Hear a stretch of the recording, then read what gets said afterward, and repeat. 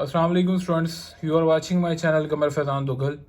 मैंने अपनी previous video में आप लोगों को चैप्टर नंबर 3 करवाया था। चैप्टर नंबर 3 के इंपॉर्टेंट एमसीक्यूज़, इंटीग्रेशन के जितने भी पास पेपर्स में एमसीक्यूज़ आ चुके हैं, पंजाब बोर्ड्स के लिए भी और फेडरल बोर्ड के लिए भी। तो दोनों बोर्ड्स के लिए, पंजाब बोर्ड जितने भी हैं सभी के लिए मैंने वो लेक्चर्स आप लोगों के लिए रिकॉर्ड किए हैं। तो उसमें मैंने चैप्टर नंबर 3 के इंपॉर्टेंट एमसीक्यूज़ डिस्कस किए थे। मैं अपने चैनल पे अपलोड कर चुका हूँ। आप लोग वो वीडियोस लाजमी वॉच कीजिएगा जिन स्टूडेंट्स ने उन वीडियोस को अगर वॉच नहीं किया। तो अगर कोई स्टूडेंट जो है वो मेरे चैनल पे न्यू है तो वो काइंडली मेरे चैनल को सब्सक्राइब कर ले, क्योंकि इंशाल्लाह आपका मैथ्स का पेपर मैं करवाने जा रहा हूँ। मैथ्स के पेपर से पहले आपको इस चैनल से, अगर आपने इस चैनल से तैयारी कर ली, ठीक है, मेरे चैनल से, मेरे कंटेंट से, तो इंशाल्लाह आपके 80+ मार्क्स होंगे गारंटी के साथ, ठीक है। क्योंकि मैं यहाँ पे सिर्फ गैस पेपर नहीं आपको दे रहा जैसे बाकी चैनल्स पे करवाया जा रहा है कि जी 1 डे प्लान, 2 डे प्लान और गैस पेपर बताया जा रहा है। भाई साहब, मैं आपको सोल्यूशन दे रहा हूँ। चैप्टर नंबर 4 का भी इसी तरह मैं आपको इंपॉर्टेंट शॉर्ट क्वेश्चन करवा रहा था। स्कीम के अकॉर्डिंग 4 से 5 शॉर्ट क्वेश्चन चैप्टर नंबर 4 में से आएंगे। तो अगर आप ये वीडियो वॉच कर लेते हैं 4.3 की, तो इससे आपके 2 से 3 शॉर्ट क्वेश्चन कवर हो जाएंगे 5 में से। तो 2 तो मस्ट हैं और 1 से 2 एमसीक्यूज इस एक्सरसाइज में से आएंगे, वो भी आपके कवर हो जाएंगे। ये वीडियो आप लोगों के लिए इतनी ज़्यादा ज़रूरी है, लिहाजा इस वीडियो को एंड तक लाजमी वॉच कीजिएगा, ठीक है। तो हम डिस्कस करते हैं। सबसे पहले आपके पास है इंक्लाइनेशन ऑफ लाइन, ठीक है। आपको लाइन का इंक्लाइनेशन पता होना चाहिए। मैं आपको बहुत ज़्यादा डिस्क्रिप्टिव वे में या एक्सटेंसिव वे में ये नहीं समझाऊंगा, चीज़ें बहुत सिंपल सी बताऊंगा ताकि आपके एमसीक्यूज भी तैयार हो जाएं और आपका शॉर्ट क्वेश्चन भी क्लियर हो जाए, ठीक है। Inclination of line 190 page number पे है ये चीज़ मौजूद। तो मैंने इसको कुछ यूँ लिखा है, the angle measured anti clockwise direction from positive x axis to a non horizontal straight line is called inclination of line. इसको अगर हम आसान अल्फाज में करें कि हमारे पास एक नॉन हॉरिजॉन्टल स्ट्रेट लाइन है, उसको कोऑर्डिनेट एक्सिस में जाहिर कर लेते हैं। ये हमारा एक्स एक्सिस है, ये हमारा वाई एक्सिस है और ये नॉन हॉरिजॉन्टल स्ट्रेट लाइन है। अब ये लाइन जो पॉजिटिव एक्स एक्सिस के साथ जो एंगल बना रही है ना, एंगल अल्फा, इसको बोलते हैं इंक्लाइनेशन ऑफ लाइन, ठीक है। अगर आपको बता दिया जाए कि ये लाइन है, इफ लाइन इज पैरेलल, ये पैरेलल का साइन है, ठीक है। पैरेलल इंग्लिश में भी लिखा जा सकता है, ये साइन है पैरेलल का, पैरेलल टू एक्स एक्सिस। इसका मतलब है कि आपकी लाइन एक्स एक्सिस के पैरेलल है। तो इसका केस ये देख लें कैसे बनता है कि ये जो लाइन है आपकी, ये एक्स एक्सिस है, ये लाइन इसके पैरेलल है। इस केस में दोनों के दरमियान एंगल कोई नहीं बन रहा, तो यानी 0 डिग्री का एंगल बन रहा है। तो आपने ये एमसीक्यूज याद रखना है कि आपके पास अगर एक लाइन एक्स एक्सिस के पैरेलल है या वाई एक्सिस के परपेंडिकुलर है, जब वो एक्स एक्सिस के पैरेलल है तो वाई एक्सिस के क्या है, परपेंडिकुलर। ये जो साइन है ये परपेंडिकुलर है, तो उस वक्त उस लाइन का जो एंगल होगा, इंक्लाइनेशन होगा, वो 0 डिग्री होगा, ठीक है, रिमेंबर दैट। और जब लाइन आपकी वाई एक्सिस के पैरेलल होगी, लाइक ये देखिए ये वाई एक्सिस है और हमारी जो लाइन एल है वो वाई एक्सिस के बिल्कुल पैरेलल है उसी डायरेक्शन में, तो उस वक्त एंगल कितना बनेगा, 90 डिग्री। ये जो एंगल हमेशा बनेगा वो पॉजिटिव एक्स एक्सिस स्टार्ट होगा। अब ये देखें एक्स एक्सिस और ये जो लाइन के दरमियान ये एंगल यहाँ पे कितना बन रहा है, 90 डिग्री का। तो ये 2 एमसीक्यूज आप याद रखिएगा। इसके बाद है जी हमने आगे देखना है स्लोप कैसे फाइंड करते हैं, जो कि इस एक्सरसाइज का सबसे मेन चीज़ है। इस एक्सरसाइज के आपको स्लोप फाइंड करनी आनी चाहिए। तो स्लोप का दूसरा नाम क्या है, ग्रेडियंट ऑफ लाइन। मैं इसकी डेफिनेशन पे नहीं जाऊंगा, ठीक है, तो मैं इसका सिंपली फार्मूला बताऊंगा। इसका फार्मूला होता है M slope is equal to tan alpha, ठीक है। तो आपने ये फार्मूला इन शॉर्ट वर्ड्स में आपको बताता हूँ कि ये फार्मूला तब यूज़ करना है जब आपको अल्फा इज नाउन, जब आपको अल्फा एंगल पता होगा। अब अल्फा एंगल आपको कैसे पता होगा, अगर आपको बता दिया जाता है कि if line L is horizontal, horizontal line बता दी गई है। हॉरिजॉन्टल लाइन का मतलब ये है कि आपके पास जो लाइन एल है वो एक्स एक्सिस के क्या है, पैरेलल। तो आपको पता है इस केस में अल्फा कितना होता है, 0 डिग्री का। If line is horizontal, your angle alpha is equal to 0 degree, then your slope is equal to M is equal to tan 0।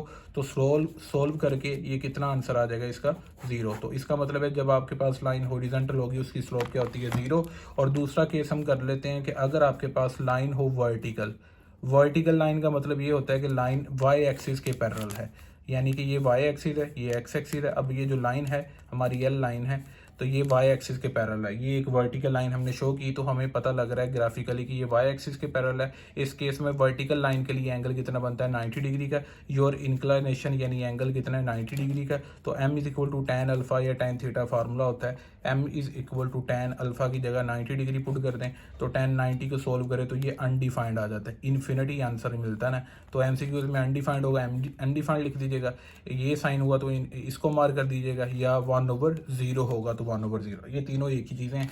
तो ये हमारे पास MCQ पॉइंट हो गए और ये हमें एक्सरसाइज में भी मदद करेंगे ये पॉइंट्स।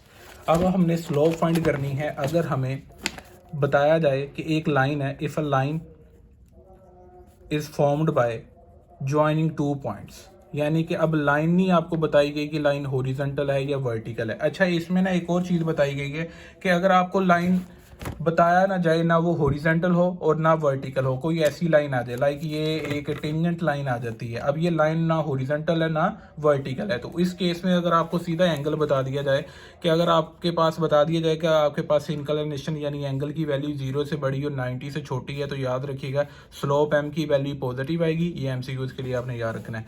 और अगर आपको बता दिया जाए कि आपका एंगल 90 से बड़ा है और 180 से छोटा है, ठीक है, यानी सेकंड क्वाड्रेंट में। अब सेकंड क्वाड्रेंट में जो एंगल होता है ना वो 90 से बड़ा होता है, 180 में से छोटा होता है। फर्स्ट क्वाड्रेंट में एंगल 0 से 90 के बिटवीन होता है। यानी कहने का मतलब ये कि अगर आपकी लाइन पहले क्वाड्रेंट में लाई करती है तो उसके लिए आपकी स्लोप की वैल्यू पॉजिटिव आएगी, और अगर आपकी लाइन सेकंड क्वाड्रेंट में लाई करती है यानी 90 से बड़ा एंगल आ रहा है लाइन का और 180 से छोटा, आपके पास लाइन का जो एंगल है वो 180 से छोटा और 90 से बड़ा आ रहा है, तो इस रेंज में है, तो आपके पास स्लोप की वैल्यू क्या आएगी, नेगेटिव आएगी। आगे हम नेक्स्ट देखते हैं कि हमने स्लोप फाइंड करनी है। तो एक स्लोप फाइंड करने का फार्मूला हमने डिस्कस कर लिया, m is equal to tan alpha. ये याद रखिएगा, हमेशा तब फार्मूला यूज़ करना है, मैं बार बार बता रहा हूँ, जब आपके पास एंगल नाउन होगा या आपको पता होगा कि आपकी लाइन हॉरिजॉन्टल है या वर्टिकल है, तो आपको वहाँ पे एंगल नाउन होगा। अब आपको अगर लाइन बताया ना जाए कि लाइन ना आपकी हॉरिजॉन्टल है ना आपकी वर्टिकल है, बल्कि ये बता दिया जाए कि ये जो एक लाइन बनी है, लाइक ये एक लाइन है, इसके ये जो 2 एंड पॉइंट्स होंगे ये आपको बता दिए जाए, लाइक लेट्स से ये A है ये B है। If a line is formed by joining 2 points, इसको मैं अपने वर्ड्स में लिख रहा हूँ। If a line is found by joining 2 points, light से एक A पॉइंट है उसके कोऑर्डिनेट x1 y1 है और दूसरा जो है आपके पास B पॉइंट है उसके कोऑर्डिनेट्स हैं x2 y2, तो आपके पास जो स्लोप होगी उसका फार्मूला तब क्या बनेगा, तो उस वक्त आपके पास स्लोप का जो फार्मूला बनेगा, slope of line A B line का स्लोप का फार्मूला होगा, उसको स्लोप का m से जाहिर करेंगे। y2 माइनस y1 यानी ऊपर y कोऑर्डिनेट्स का डिफरेंस और नीचे x कोऑर्डिनेट्स का डिफरेंस। अगर आप यहाँ पे y1 माइनस y2 करेंगे तो नीचे भी आपको x1 माइनस x2 करना पड़ेगा। दोनों फार्मूलास ओके हैं, ये फार्मूला यूज़ कर लें या ये वाला फार्मूला यूज़ कर लें। ज़्यादातर हम क्वेश्चंस में यही वाला फार्मूला यूज़ करते हैं, ठीक है। ये हमारे पास स्लोप फाइंड करने का फार्मूला हो गया जब हमारे पास 2 पॉइंट्स होंगे। इसी फार्मूला को हम क्वेश्चंस में इंप्लीमेंट करेंगे, ये आप लिहाजा याद रखिएगा कि ये फार्मूला क्या है आपके पास। अब नेक्स्ट है हमारे पास, ये आपको थ्योरी मिल जाएगी, ये मैंने इन डिटेल सारी चीज़ें लिखी हैं, ये आपको सारी थ्योरी मिल जाएगी, ठीक है, कि ये क्या क्या चीज़ें हैं क्या क्या नहीं है। तो इसके बाद है हमारे पास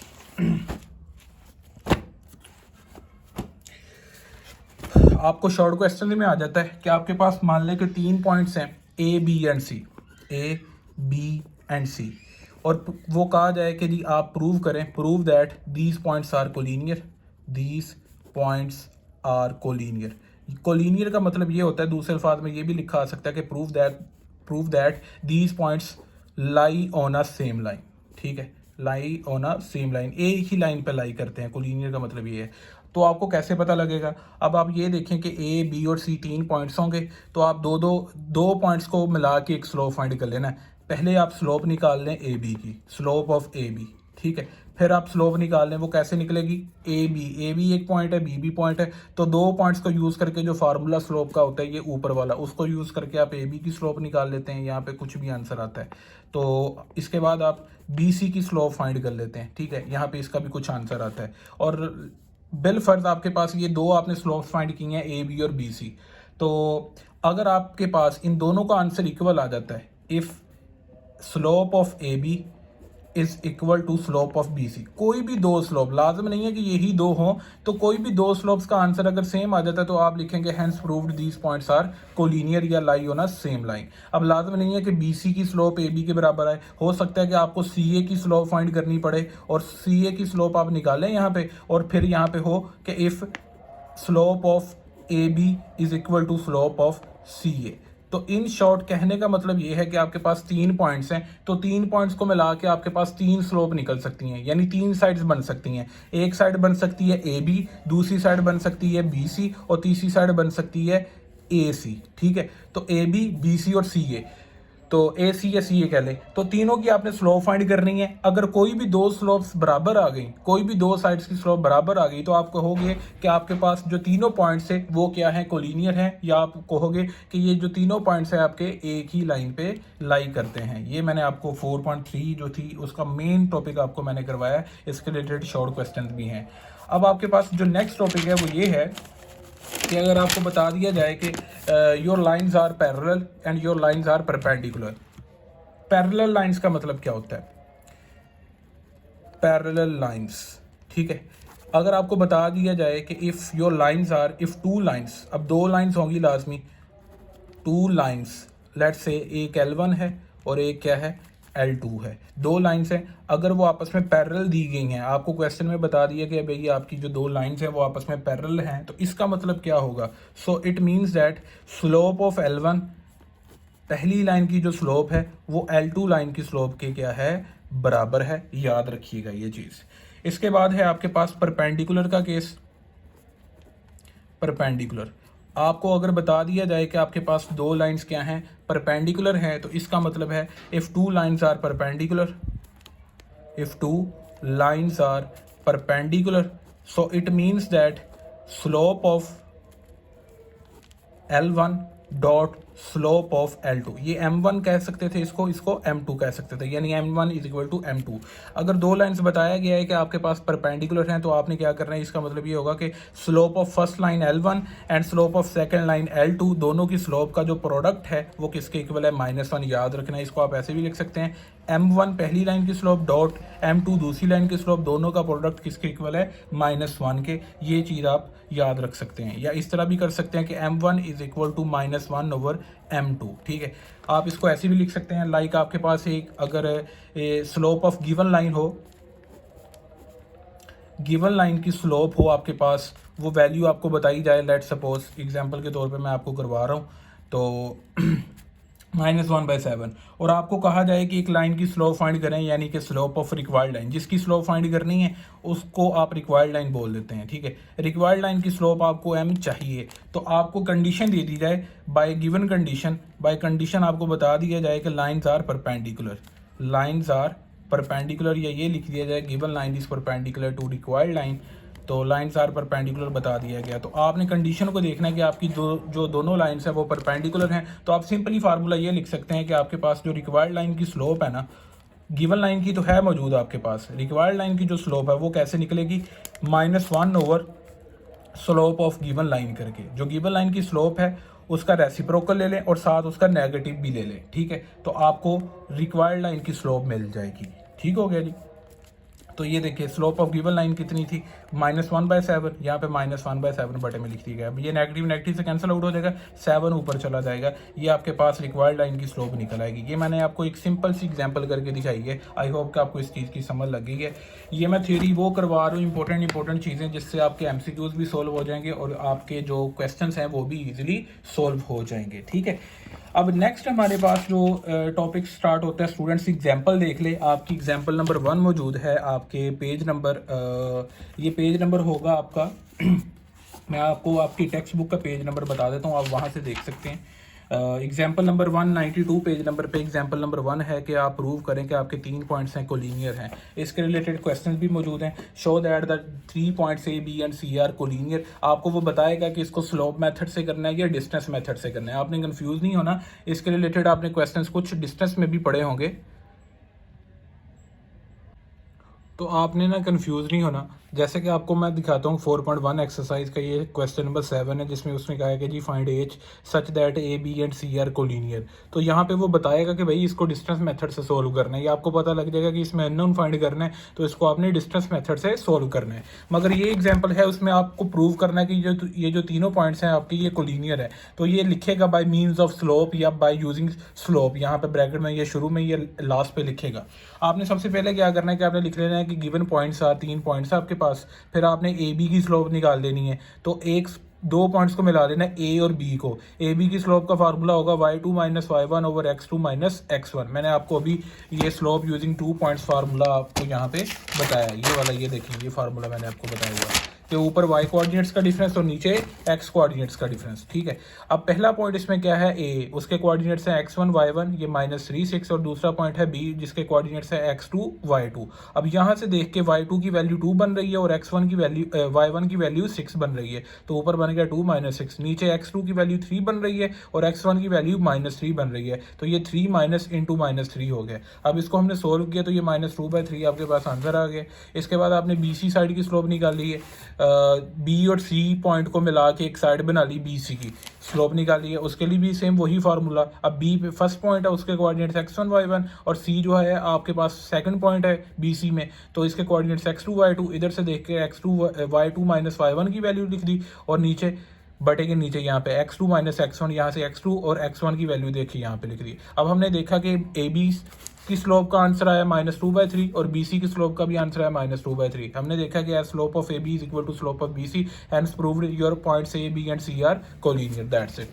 ये हमने एग्जांपल नंबर 1 सोल्व की है। इसके रिलेटेड अब इसी के रिलेटेड स्लोप के रिलेटेड आपके पास दूसरी एग्जांपल है। मैं आपको पेज नंबर दिखाता हूँ कहाँ पे दी गई ये एग्जांपल। ये आपकी एग्जांपल मौजूद है पेज नंबर 193 पे। Show that the triangle with vertices A B and C is a right triangle. Prove करना है कि आपके पास ये जो वर्टिसेस हैं ट्राइंगल के, जिस ट्राइंगल के वर्टिसेस हैं वो आपकी राइट ट्राइंगल है, कि ये जो तीनों वर्टिसेस हैं ए बी और सी मिला के जो मिल के जो ट्राइंगल बनती है वो राइट ट्राइंगल बनती है। इसको प्रूव करना है बाय यूजिंग स्लोप मेथड। तो सबसे पहले आपने लिख लेना है given point vertices are A B and C. ठीक है, स्लोप ऑफ ए बी। अब सबसे पहले मान लें कि आपके पास साइड कौन सी बनती है ए बी साइड की स्लोप निकाल ली है y2 minus y1 over x2 minus x1। उसी तरह अब ये ए पॉइंट है, x1 y1 हो गई इसके कोऑर्डिनेट्स, ये दूसरा पॉइंट है बी, इसके कोऑर्डिनेट्स हो गए x2 y2। तो यहाँ से आपने वैल्यूज देख के इस फार्मूला में पुट कर दी, जैसे अभी मैंने आपको पिछली एग्जांपल समझाई है। तो आपके पास आंसर आता है 4/3। अब आपने अगले जो 2 पॉइंट्स है बी और सी, इन पे स्लोप का फार्मूला लगाया, स्लोप ऑफ बी सी। ठीक है, तो उसकी स्लोप m2 निकल रही है। तो वो कैसे, अब बी पॉइंट पहला हो गया, इसके कोऑर्डिनेट्स x1 y1 हो गए और सी पॉइंट दूसरा हो गया, इसके कोऑर्डिनेट्स हो गए आपके पास x2 y2। तो यहाँ से y2 माइनस y1 ऊपर कर लिया और नीचे x2 माइनस x1 कर लिया। ठीक है, ऊपर वाला फार्मूला सिंपल इधर फार्मूला लगाया। आई होप कि आपको ये समझ आ जाएगी कैसे स्लोप फाइंड करनी है।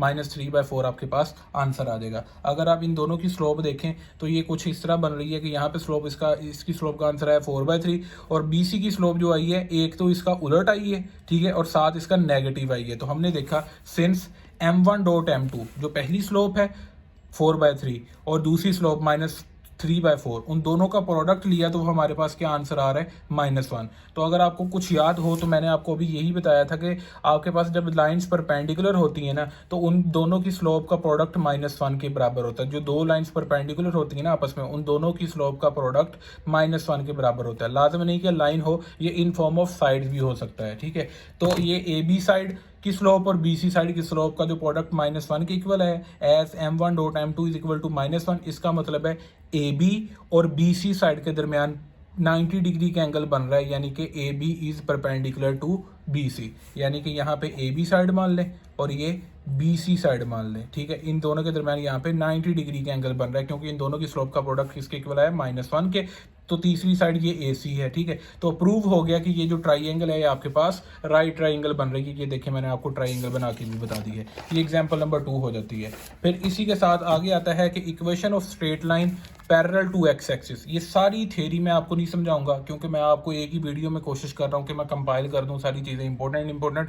तो ये भाई एग्जांपल जो है ना, एग्जांपल नहीं है सॉरी, ये डेरिवेशन ये थ्योरी है ना, जो इसमें जो मेन पॉइंट है ना, मेन समरी, इसको हम डिस्कस करेंगे। आपसे एमसीक्यूज में पूछा जाएगा if your straight line is parallel to x axis then equation is, या सिंपल आपसे ये कह सकता है equation of a straight line which is parallel to x axis is. याद रखिएगा जब भी एक स्ट्रेट लाइन एक्स एक्सिस के पैरेलल होगी, लाइक इस तरह है कि आपकी एक स्ट्रेट लाइन है, ये एल है, ये आपके एक्स एक्सिस के पैरेलल है, इस स्ट्रेट लाइन की इक्वेशन क्या होगी। अब ये देखें कि ये जो लाइन है ये किसको कट कर रही है, ये वाई एक्सिस को कट कर रही है या इधर एक्स एक्सिस को कट कर रही है। तो आपको पता चलेगा कि ये आपके वाई एक्सिस को कट कर रही है। तो जिस पॉइंट पे ये वाई एक्सिस को कट कर रही होगी तो वहां पे कोई ना कोई वैल्यू होगी, तो y इज इक्वल टू कोई भी यहाँ पे कांस्टेंट वैल्यू होगी, लाइक वो c हो सकती है, a हो सकती है, b हो सकती है, समथिंग कुछ भी कांस्टेंट नंबर हो सकता है।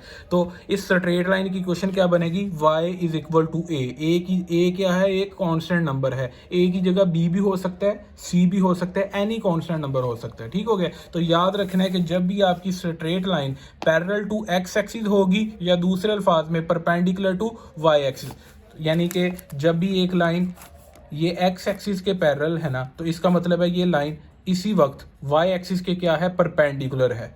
y एक्सिस के हिसाब से ये लाइन परपेंडिकुलर है, x एक्सिस के हिसाब से ये लाइन पैरेलल है। तो आप लिखेंगे, आपसे एमसीक्यूज में पूछा जाएगा equation of straight line parallel to x axis या equation of straight line perpendicular to y axis has equation. तो उसकी इक्वेशन क्या होगी, आपने इस तरह इसको स्केच बना लेना है कि ये लाइन जो है आपके y कोऑर्डिनेट को y एक्सिस को कट कर रही है ना, तो इसका मतलब है इसकी इक्वेशन होगी y is equal to any constant number, c हो जाएगा, b हो जाएगा, कुछ भी। ठीक हो गया। अब ये एक और एमसीक्यूज है यहाँ पे कि equation of x axis, x axis पे इक्वेशन क्या होती है। मान लें कि आपके पास ये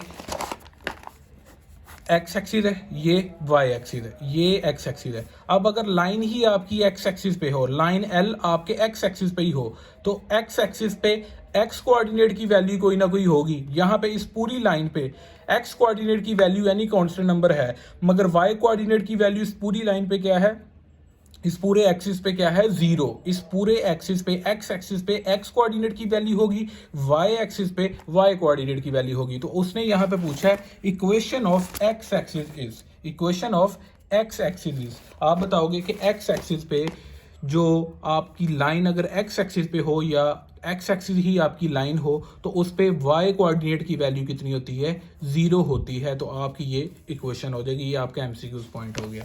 इसी तरह हम पढ़ेंगे कि अगर आपकी अब लाइन एक equation of straight line parallel to y axis की, अगर आपकी स्ट्रेट लाइन वाई एक्सिस के पैरेलल हो तो हम इसको कैसे ड्रा करते हैं कि हमारे पास ये एक्स कोऑर्डिनेट एक्स एक्सिस है और ये उसका है वाई एक्सिस। आपकी अगर स्ट्रेट लाइन वाई एक्सिस के पैरेलल हो, अब ये स्ट्रेट लाइन है एल, वो अब किसके पैरेलल है, वाई एक्सिस के पैरेलल है। इधर एक्स एक्सिस है, अब ये वाई एक्सिस है। अब ये जो आपकी स्ट्रेट लाइन एल है ये किसके पैरेलल है, वाई एक्सिस के। तो अब यहाँ से देखा जाए तो ये लाइन अब किसको कट कर रही है, एक्स एक्सिस को कट कर रही है। जिस भी पॉइंट पे कट कर रही है वो कोई कांस्टेंट वैल्यू होगी। अब इसने किसको कट किया, लाइन ने वाई एक्स एक्सिस को। तो इसके लिए इक्वेशन क्या होगी, x is any constant number c, y नहीं। अब क्या होगी equation, x is constant number, x is equal to constant number. ठीक हो गया।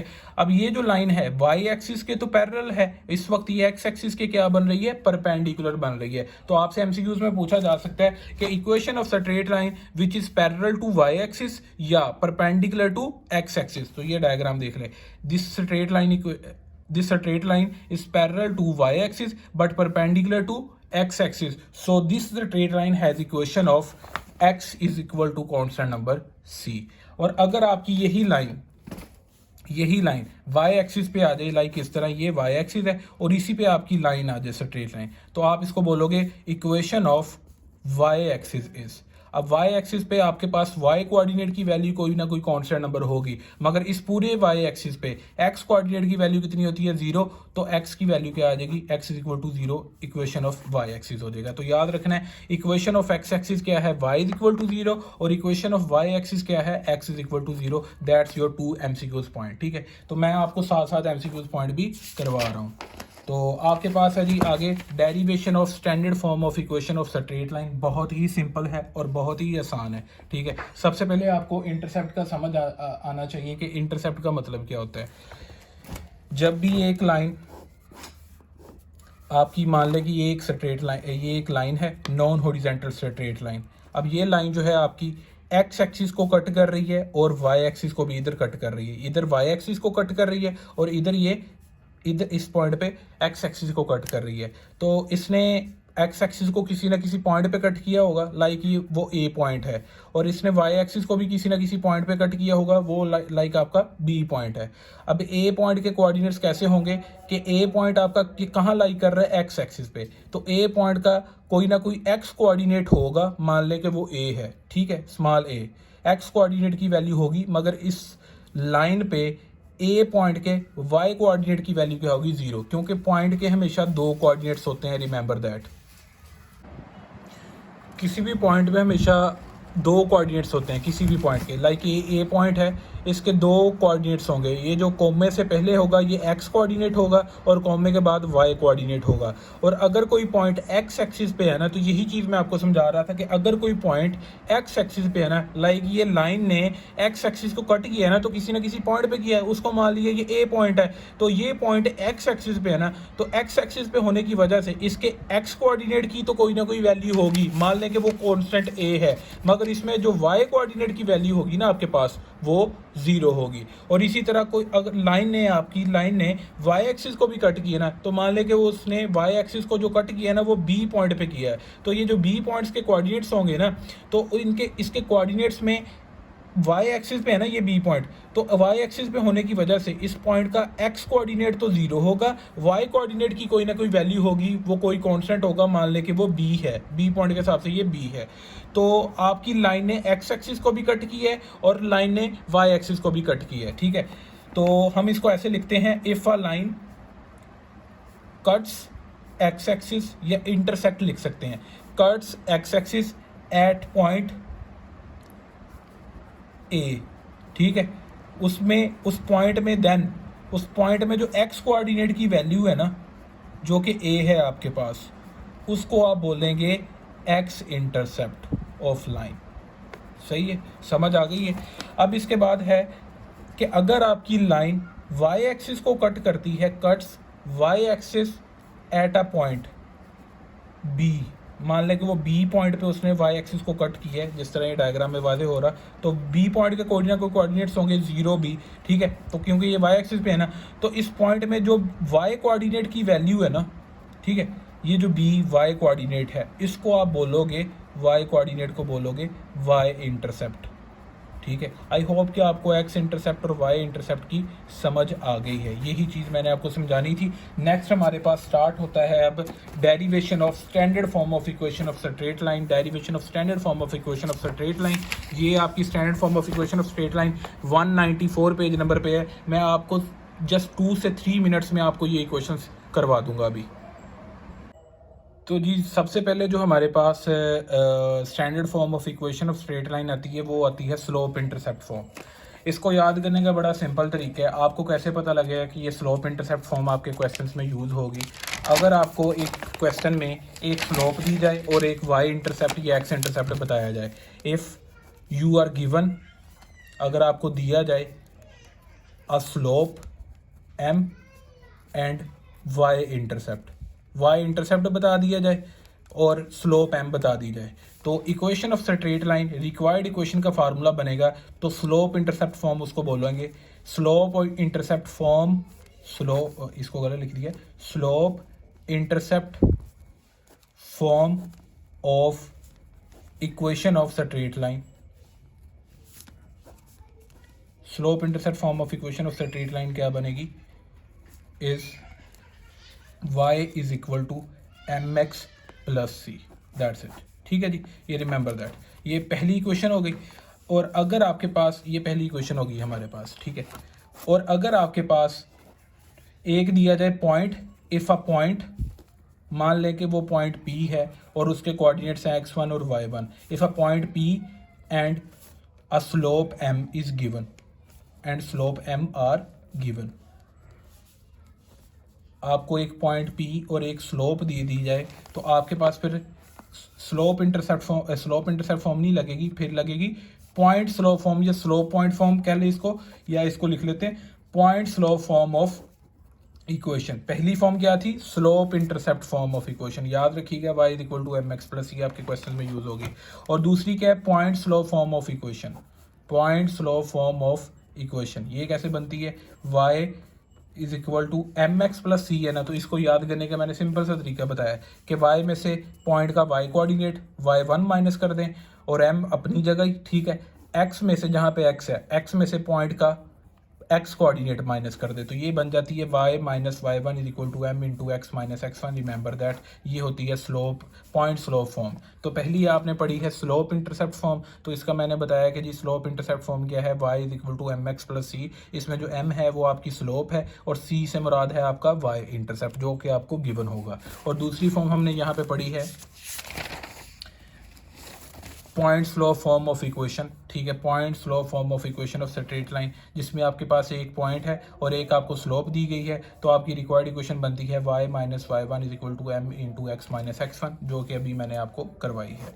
अब आपके पास जो थर्ड फॉर्म है वो है सिमेट्रिक फॉर्म। ये सिर्फ आपके एमसीक्यूज में आती है, ये इसके रिलेटेड कोई शॉर्ट क्वेश्चन नहीं है। सिमेट्रिक फॉर्म ऑफ इक्वेशन, तो इसको आपने याद रखना है कि x minus x one, x coordinate, x में से x कोऑर्डिनेट माइनस कर देना है, y में से y कोऑर्डिनेट को माइनस कर देना है। ये x1 और y1 क्या होते हैं बेसिकली, ये जो पॉइंट होता है ना गिवन, उसके कोऑर्डिनेट्स होते हैं, x कोऑर्डिनेट और y कोऑर्डिनेट।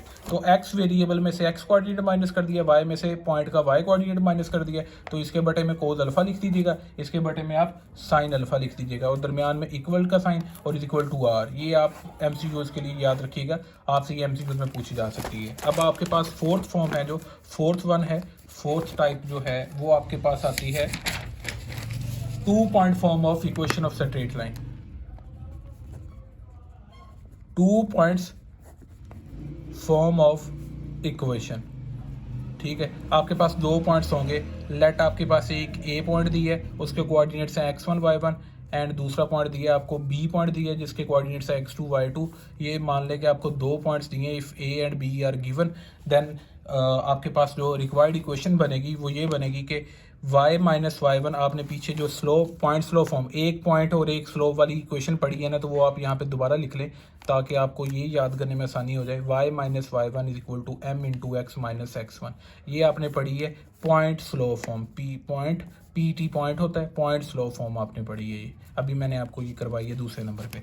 तो इसी को यूज़ करना है, इस तरह समझ लें कि बाकी सारी चीज़ सेम है, ठीक है। सिर्फ m की जगह ना 2 पॉइंट्स आ गए ना, तो 2 पॉइंट्स के लिए स्लोप m का फार्मूला में हमने स्टार्ट में पढ़ा था, लेक्चर के स्टार्ट में मैंने आपको करवाया कि जब भी आपके पास 2 पॉइंट्स आ जाए तो उस वक्त स्लोप m फाइंड करने का फार्मूला होता है y2 minus Y one over x2 minus x1। तो इधर लिख देना आपने y2 minus Y one over x2 minus x1। ये आपके पास बन जाती है 2 पॉइंट फॉर्म ऑफ इक्वेशन। ये फोर्थ वन हो गई है। अब फिफ्थ वन है आपके पास 2 इंटरसेप्ट फॉर्म, ठीक है। 2 इंटरसेप्ट फॉर्म ऑफ इक्वेशन, क्या आपको 2 इंटरसेप्ट दिए जाएंगे form of equation, x intercept भी दिया जाएगा, ठीक है, और y इंटरसेप्ट भी दिया जाएगा।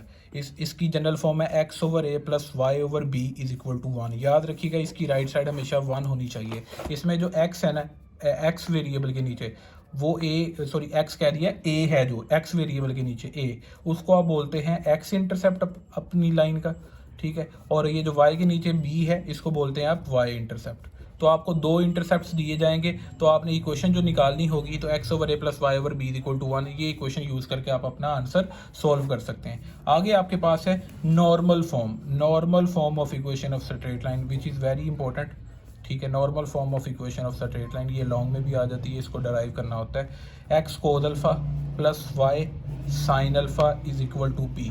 ये p बेसिकली क्या है, p आपके पास परपेंडिकुलर डिस्टेंस है। ये किस चीज़ का परपेंडिकुलर डिस्टेंस है, तो आइए हम इसको भी देख लेते हैं कि हमारे पास ये किस चीज़ का डिस्टेंस है, परपेंडिकुलर डिस्टेंस।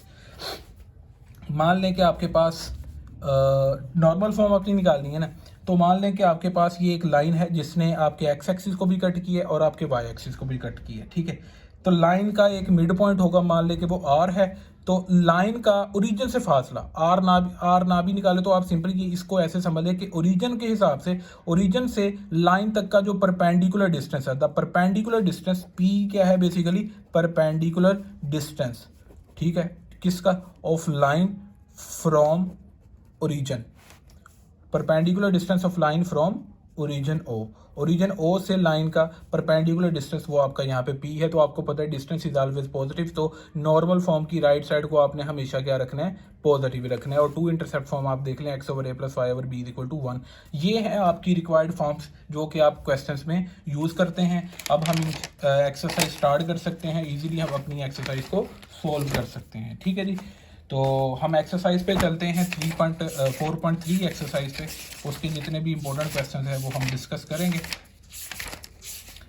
तो आपके पास सबसे पहले पहला क्वेश्चन आ जाता है 4.3 एक्सरसाइज का, which is very important short question and which is very easy short question. ठीक है, आपको बहुत इजीली आप इसको सोल्व कर सकते हैं। आपके पास है जी, कहता है जी find the slope and inclination of line joining the points. ठीक है, आपके पास दो पॉइंट्स दिए हैं, ये फर्स्ट पॉइंट दिया है, ये सेकंड दिया है, ये थर्ड पॉइंट दिया है। ठीक है, तो आपने इनमें से कोई भी एक पार्ट सोल्व करना सीख लें तो आप बाकी आप इजीली कर सकते हैं। कहता है जी find the slope and inclination of the line. ये आपके पास 2 पॉइंट्स है, मैं आपको इसका सेकंड पार्ट करवा रहा हूँ। तो स्लोप m फाइंड होगी y2 - y1 over x2 - x1 करके। अब इसमें ये जो पहला पॉइंट है वो x1 y1 है और जो दूसरा है वो x2 y2 है। तो यहाँ पे मैंने लिख दिया कि ये x1 y1 है और ये x2 y2 है। तो इधर से देख के y2 की वैल्यू जो बनती है, y1 की वैल्यू, x2 की जो बनती है, x1 की वैल्यू, वो यहाँ पे पुट कर दी तो आपके पास स्लोप निकल आई। अब साथ उसने कहा था कि इन 2 पॉइंट्स का इंक्लाइनेशन भी फाइंड करना है, एंगल जिसको बोलते हैं एंगल। अब आपके पास m स्लोप आ चुकी है, इंक्लिनेशन ऑफ लाइन अल्फा यानी एंगल फाइंड करना है। तो आपके पास स्लोप का फार्मूला था m = tan अल्फा, उसमें से आपने अल्फा निकालना है। तो m की वैल्यू पहले लिखें आप -9 = tan अल्फा। याद रखिएगा tan इनवर्स जो है वो कभी भी नेगेटिव वैल्यू का नहीं लिया जाएगा, रिमेंबर दैट। हम इस नेगेटिव वैल्यू को ना उठाकर -tan कर देंगे, इधर -tan कर दिया। यहाँ पे अलाइड एंगल का हिंट लग रहा है कि tan × 180 - थीटा = -tan थीटा। ये अलाइड एंगल के अकॉर्डिंग जाइए ये चीज़, tan × 180 - थीटा। तो ये अलाइड एंगल के अकॉर्डिंग ये -tan थीटा के इक्वल होता है। अब मैं अलाइड एंगल आपको एक्सप्लेन नहीं कर रहा क्योंकि ये फर्स्ट ईयर की चीज़ है। ठीक है, ये आप फर्स्ट ईयर में कर चुके हैं। तो -tan थीटा की जगह हम क्या लिख सकते हैं, tan पाई क्या दिया, सॉरी पाई है ये, tan पाई - थीटा। तो थीटा की जगह क्या है, अल्फा, तो इसको आप लिख सकते हो tan पाई - अल्फा। ठीक है, अब इस tan फंक्शन को इधर लेके जाते हैं, आप tan इनवर्स 9 करते हैं तो tan इनवर्स 9 हो गया और पाई - अल्फा है, तो माइनस का अल्फा इधर आकर प्लस का अल्फा हो गया, इक्वल टू की इस साइड पे आ गया। और ये जो tan इनवर्स 9 है ये उधर जाकर माइनस का हो गया। तो पाई - tan इनवर्स 9, tan इनवर्स 9 को सोल्व किया तो 3.66 आता है। पाई से मुराद होता है 180 डिग्री, 180 डिग्री में से हमने 83.66 है ये। ठीक है, तो इसको माइनस किया, ये 3.66 नहीं 83.66 है। तो इसको सोल्व किया तो अल्फ़ा इंक्लिनेशन की एंगल की वैल्यू आ जाती है 96.34। इसका मैंने सेकंड पार्ट जो मुश्किल था वो मैंने आपको सोल्व करवा दी है। बाकी जो पहला और तीसरा पार्ट है वो आप इजीली सोल्व कर सकते हैं। इसके बाद क्वेश्चन नंबर जो 2 है उसका सिर्फ पार्ट नंबर 1 कर लें आप सोल्व कि आपको ट्राइंगल की 3 साइड्स होती हैं, तीनों साइड्स की स्लोप फाइंड करनी आनी चाहिए। वो कह रहा है जी कि in the triangle A B and C, जिसके 3 वर्टिसेस दिए हैं आपको, ए बी और सी 3 वर्टिसेस ट्राइंगल के दिए हैं। वो कहता है जी फाइंड करके दें, स्लोप फाइंड करके दें ईच साइड ऑफ ट्राइंगल की 3 साइड होती हैं तो हर साइड की कहता आप स्लोप फाइंड करके दें। तो आपके पास जो सबसे पहले आता है जी given vertices of triangle are, ठीक है, A B and C, slope of A B, पहली साइड बनती है आपके पास ए बी, उसकी स्लोप को मान लीजिए m1 है, पहली स्लोप है ना, तो इसमें a पहला पॉइंट है, x1 y1 उसके कोऑर्डिनेट्स हो गए, b दूसरा पॉइंट है, इसके x2 y2 हो गए। स्लोप फाइंड करने का फार्मूला आपको पता है y2 - y1 over x2 - x1। तो यहाँ से x1 y1 और इधर से x2 y2 की वैल्यूज आ गई, पुट किया तो 1/3 इसका आंसर आ गया। आई होप कि आप इसको सोल्व कर लेंगे। आगे आपके पास आता है slope of side BC side की स्लोप आती है। तो इसमें अगर आप यही देखें कि यहाँ पे अब B पॉइंट दूसरा है, पहला पॉइंट है और C पॉइंट दूसरा पॉइंट है, इसके कोऑर्डिनेट्स हो गए x1 y1 और इसके हो गए x2 y2। फार्मूला फिर वही है, तो x2 y2 की वैल्यू यहाँ से आ जाएगी, x1 y1 की वैल्यू B पॉइंट में से आ जाएगी। तो पॉइंट में से वैल्यूज पुट कर देंगे तो ये -4 आ जाता है। इसी तरह आपने तीसरी साइड की स्लोप फाइंड करनी है। तीसरी साइड की स्लोप बनेगी A और C को मिला के, चाहे इसको AC पढ़ लें साइड कह लें या CA साइड कह लें। तो मैंने इसको CA लिख लिया। अब C पहला पॉइंट है और A दूसरा पॉइंट है, तो C के कोऑर्डिनेट्स x1 y1 कहलाएंगे और A के कोऑर्डिनेट्स यहाँ पे x2 y2 कहलाएंगे। तो फार्मूला में यहाँ से x1 y1 की वैल्यू आ जाएगी और यहाँ से x2 y2 की वैल्यू यहाँ पे पुट कर दी है, तो यहाँ पे हमारे पास आंसर आता है 6/5। ये आपको एक्सरसाइज का सोल्यूशन मिल जाएगा, ठीक है, PDF फॉर्म में। आगे है आपके पास क्वेश्चन नंबर 3 जो कि वेरी इंपॉर्टेंट शॉर्ट क्वेश्चन है। कहता है bye means of slope show that the points lie on the same line. ये वही कोलिनियर वाला है, मैंने आपको एग्जांपल जो सॉल्व करवाई थी। हम क्वेश्चन नंबर 3 का पार्ट नंबर बी सॉल्व करते हैं। ये मैंने यहाँ पे पार्ट नंबर ए बल्कि पहले सॉल्व करवाया है। ये 4 पार्ट्स हैं ना, तो स्टूडेंट्स इसमें से मैं आपको 2 पार्ट सॉल्व करवाऊंगा, तो बाकी जो 2 पार्ट्स होंगे वो आप खुद सॉल्व कर सकते हैं। मैं इसका ए पार्ट पहले आपको करवा देता हूँ कि हमने जिसमें bye means of slope method को यूज़ करके हमें ये प्रूव करके देना कि ये जो तीनों पॉइंट्स हैं ना हमारे पास, ये एक ही लाइन पे लाई करते हैं, लाइक ये कोलिनियर है। तो इसके लिए हमने इनको फर्ज कर लिया कि ये ए के इक्वल है, ये बी के और ये सी के, लेटिंग कर ली है। इसको ए नाम दे दिया, इसको बी और सी। अब सबसे पहले हम देखते हैं कि जी slope using points A and B. A और बी है ना, तो ए और बी पॉइंट को मिला के जो स्लोप निकलती है वो m1 उसको कह दिया, तो उसका फार्मूला वही x y2 minus y1 over x2 minus x1। अब ए फर्स्ट पॉइंट है, इसके कोऑर्डिनेट्स x1 y1 और बी सेकंड पॉइंट है, इसके कोऑर्डिनेट्स x2 y2। अब ये फार्मूला बन जाता है। हमारे पास स्लोप का फार्मूला हमें पता है, हमने सिर्फ यहाँ से देख के कोऑर्डिनेट्स की वैल्यूज़ यहाँ पे इंसर्ट कर देनी है। यहाँ पे मैंने लिखा भी है कि भाई x1 y1 हमने ए पॉइंट को मानना है और x2 y2 जो कोऑर्डिनेट्स हैं वो बी पॉइंट के कोऑर्डिनेट्स को मानना है। तो यहाँ से वैल्यूज़ देखे यहाँ पे पुट की हैं, तो m1 की वैल्यू आपके पास 4 आ चुकी है। अब आपने slope using points B and C निकाली है, बी और सी पॉइंट की स्लोप। अब ये बी पॉइंट है 1 5 और सी पॉइंट है 2 9। अब पहला पॉइंट कौन सा है, बी पॉइंट, तो उसके कोऑर्डिनेट्स x1 y1 और दूसरा पॉइंट कौन सा है, सी पॉइंट। यहाँ पे सी लिखना था, यहाँ पे सी लिख लें, ठीक है। तो उसके कोऑर्डिनेट्स x2 y2। फार्मूला वही है स्लोप का, y2 minus y1 over x2 minus x1। y2 की वैल्यू यहाँ से देख के 9 आ गई, y1 की वैल्यू यहाँ से देख कर 5 आ गई, 9 माइनस 5 बन गया, और नीचे x2 माइनस x1 2 माइनस 1 हो गया, तो 4 आ गया। जैसे कि हमें मालूम है कि जब भी दो स्लोप्स बराबर आ जाए तो हम कहते हैं कि वो जो तीनों पॉइंट्स हैं जिनकी ये स्लोप निकली हैं, जिन 3 पॉइंट्स को यूज़ करके, तो वो कोलिनियर है। As m1 is equal to m2, हमने नेक्स्ट ये लिखा कि as m1 is equal to m2, पहली स्लोप दूसरी स्लोप के बराबर है। इसका मतलब है ये जो गिवन पॉइंट्स थे lie on the same line, यानी जो गिवन पॉइंट्स थे तीनों A B and C are collinear. अब डी पार्ट इसका करते हैं, उसमें ए बी सी डी की फॉर्म में कोऑर्डिनेट्स दिए हैं। तो पहला पॉइंट है ए, उसको ए फर्ज लेट कर लिया ए के, दूसरे को बी कह दिया और तीसरे को सी कह दिया। अब slope using point A and B, A और बी को यूज़ करके स्लोप निकालनी है, स्लोप का वही फार्मूला। अब यहाँ पे सिंपल ये है कि ए है जी पहला पॉइंट, उसके x1 y1 है ये कोऑर्डिनेट्स, और ये बी पॉइंट है तो इसके कोऑर्डिनेट्स को बोल दिया हमने x2 y2। अब फार्मूला है y2 माइनस y1, तो y2 की value a plus b minus y1 की वैल्यू 2b, तो a plus b minus 2b हो जाएगा, ओवर x2 माइनस x1 चाहिए, तो x2 की वैल्यू है c और x1 की वैल्यू है 1 a, तो c माइनस a हो जाएगा। अब यहाँ पे कैंसिलेशन होगी तो हमारे पास ये आंसर आ जाता है। अब नेक्स्ट है slope using points b and c। b और c को यूज़ करते हुए हमने स्लोप निकालनी है।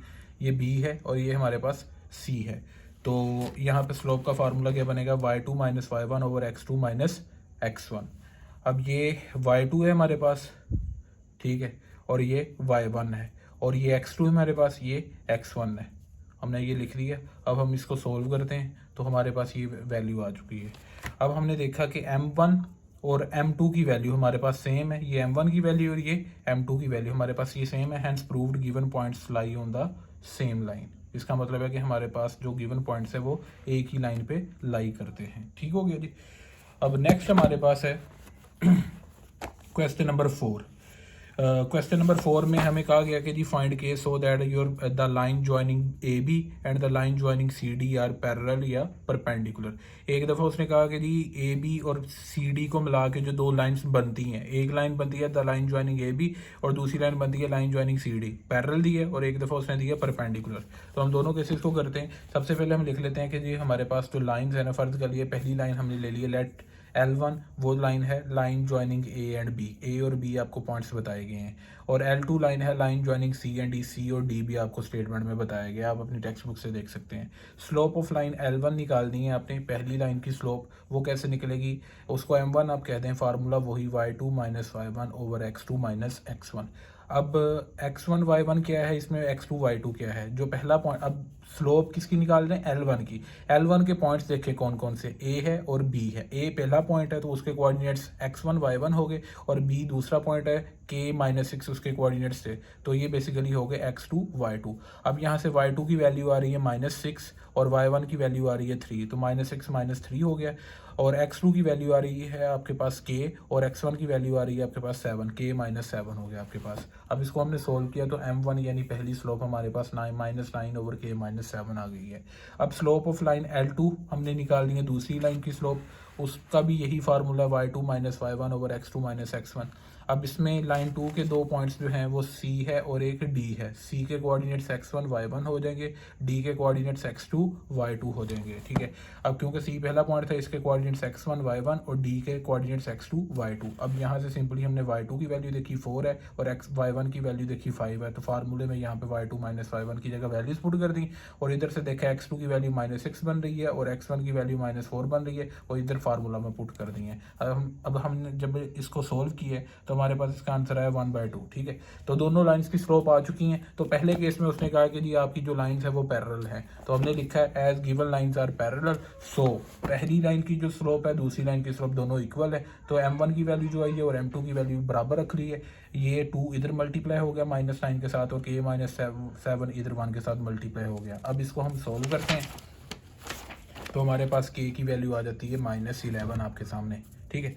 अब परपेंडिकुलर का केस है, as given lines are parallel, ये आपको PDF फॉर्म में ना ये पूरी एक्सरसाइज का सोल्यूशन आपको मिल जाएगा इंशाल्लाह।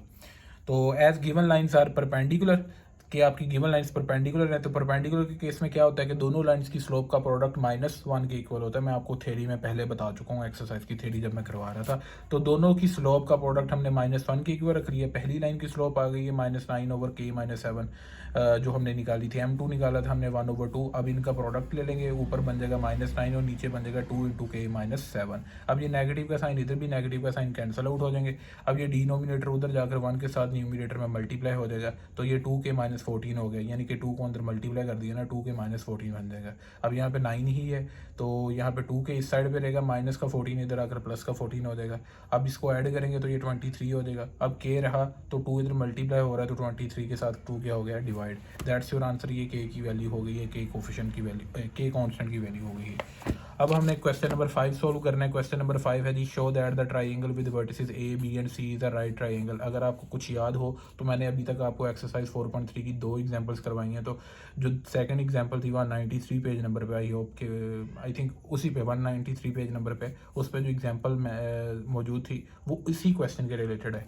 तो given vertices are A, B and C, जो इसमें वर्टिसेस दिए थे A, B और ये C हमने लिख लिए। अब हमने लिखा स्लोप ऑफ ए बी की स्लोप लिखी है जी। ए बी 2 पॉइंट्स है, ए है और ये बी पॉइंट है। इनकी स्लोप का फार्मूला वही y2 - y1 और x2 - x1। मैं ये आपको इन डिटेल बता चुका हूँ। अब ये पहला पॉइंट है, इसके कोऑर्डिनेट्स x1 y1 और दूसरा पॉइंट है इसके कोऑर्डिनेट्स x2 y2 हो गया आपके पास। अब यहाँ से आप y2 की वैल्यू देख लें 7 है और y1 की वैल्यू देख लें 1 है, यहाँ पे पुट कर दें न्यूमिनेटर में। और डिनोमिनेटर में चाहिए x2 - x1। x2 की वैल्यू यहाँ से 2 आ गई और x1 की वैल्यू यहाँ से 6 आ गई है, तो ये 2 - 6 बन जाएगा। तो यहाँ पे फार्मूला में वैल्यूज पुट करके कोऑर्डिनेट्स की, तो ये हमारे पास m1 की वैल्यू -3/2 हो जाती है। अब हमने BC साइड की स्लोप निकाली है, वो हमें निकालने की ज़रूरत नहीं थी मगर हमने निकाल ली। वो आई है 7/4।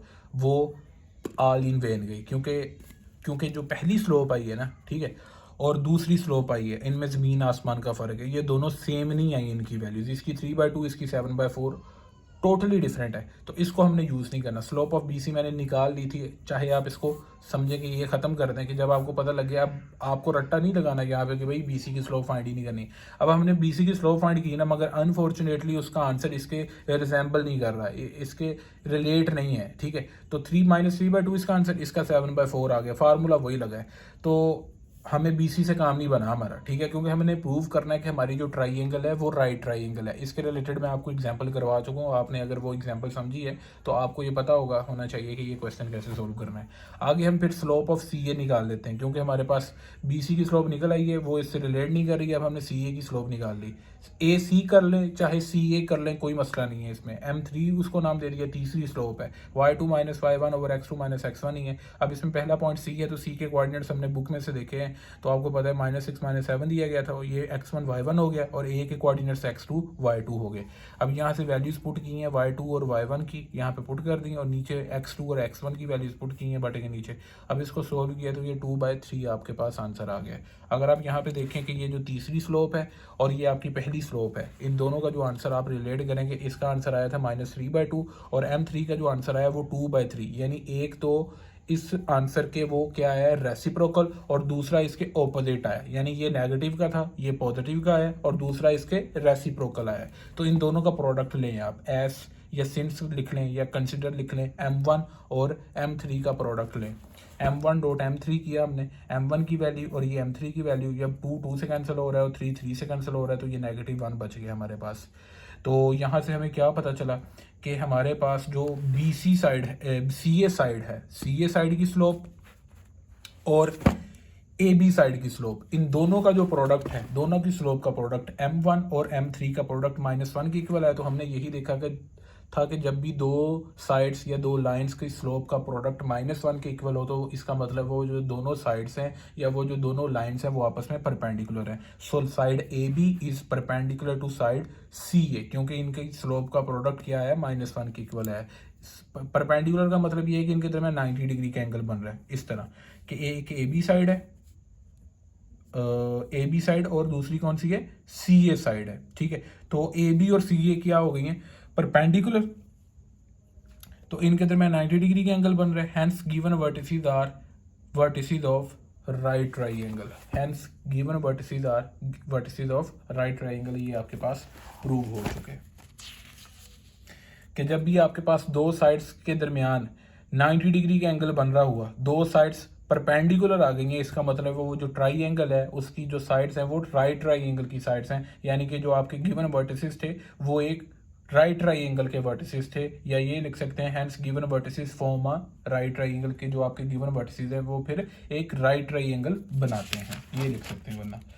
अच्छा जी, नेक्स्ट हमारे पास है क्वेश्चन नंबर 6, जो कि लॉन्ग क्वेश्चन है, इसको आप स्किप कर सकते हैं, मैंने ये शॉर्ट में इंक्लूड किया है अभी। इसको करने की ज़रूरत नहीं है क्योंकि ये बहुत लेंथी हो जाता है, इस तरह ये शॉर्ट नहीं रहता, तो आप इसको स्किप कर लें।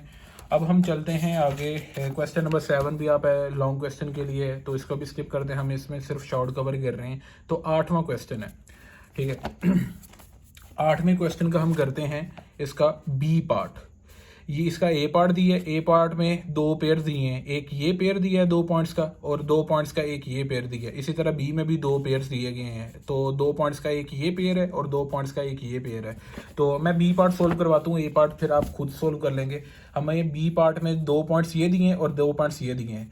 फर्ज कर लिया है कि जो लाइन L1 है ना वो इन 2 पॉइंट्स को मिला के बनती है, line joining these 2 points, and L2 फर्ज कर लिया कि ये इन 2 पॉइंट्स को गिवन ये 2 पॉइंट्स को मिला के बनती है।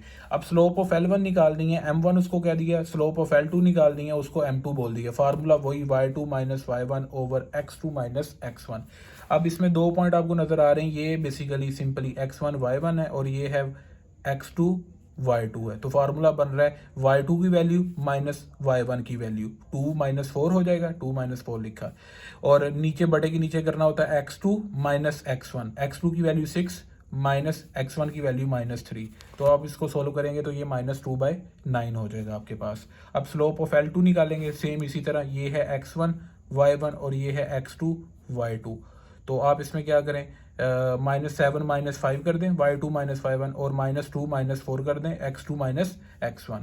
तो इसको सॉल्व करेंगे तो ये आपके पास 2 आंसर आ जाएगा। तो आपको पता चला है कि as m1 is not equal to m2, इसका मतलब है ये जो लाइंस पैरेलल भी नहीं है। उसने आपको ना स्टेटमेंट में कहा था कि आप चेक करके दें कि आपको 2 पेयर्स दिए पॉइंट के, जिस तरह एक ये पेयर दिया और एक ये पेयर दिया, तो इन 2 पेयर्स में आपने चेकिंग ये करनी है कि इन 2 पेयर्स को मिला के 2 लाइन्स मिलती है ना, इन 2 पेयर से 2 लाइन बन गई हैं, ये L1 बन गई थी, ये L2। हमने ये बताना था ये जो दोनों लाइंस हैं वो पैरेलल हैं, परपेंडिकुलर हैं या नन है। तो हमें ये पता चल गया स्लोप निकाल के कि m1 और m2 की स्लोप बराबर नहीं आई, तो इसका मतलब ये पैरेलल तो नहीं है। अब इनका प्रोडक्ट लेके भी -1 नहीं आ रहा, वो हमें कैसे पता चला। अब ये देखें ना, इसका आंसर -2/9 है, ठीक है, और इसका आंसर अकेला 2 है, तो टोटली डिफरेंट है, कोई रिजेंबलनेस नहीं है इनके दोनों के आंसर में। ठीक है, तो रिजेंबलनेस ऐसे होनी थी, ये मान लें कि -2/9 है ना, तो रिजेंबलनेस ऐसे होनी थी कि इसका आंसर फिर M2 का आंसर होना चाहिए था, एक तो इसका उलट होना चाहिए था 9/2 और दूसरा इसके ऑपोजिट होना चाहिए था। फिर हम कहते कि इन दोनों का प्रोडक्ट जो है वो -1 के इक्वल है, फिर ये दोनों लाइंस परपेंडिकुलर बननी थी। मगर यहाँ पे इन दोनों में कोई रिजेंबलनेस नहीं है, इसका मतलब है M1.M2 is not equal to -1, इसका मतलब है लाइन परपेंडिकुलर भी नहीं है, तो लाइन क्या हुई है आपकी नन, तीसरे वाला ऑप्शन हुआ। तो ये हमने 8th क्वेश्चन का बी पार्ट सोल्व कर लिया। अब 9th और 10th क्वेश्चन, इनमें से शॉर्ट क्वेश्चन स्टूडेंट्स मस्ट है, कंफर्म है कि इनमें से शॉर्ट क्वेश्चन आएगा, क्वेश्चन नंबर 9 और क्वेश्चन नंबर 10।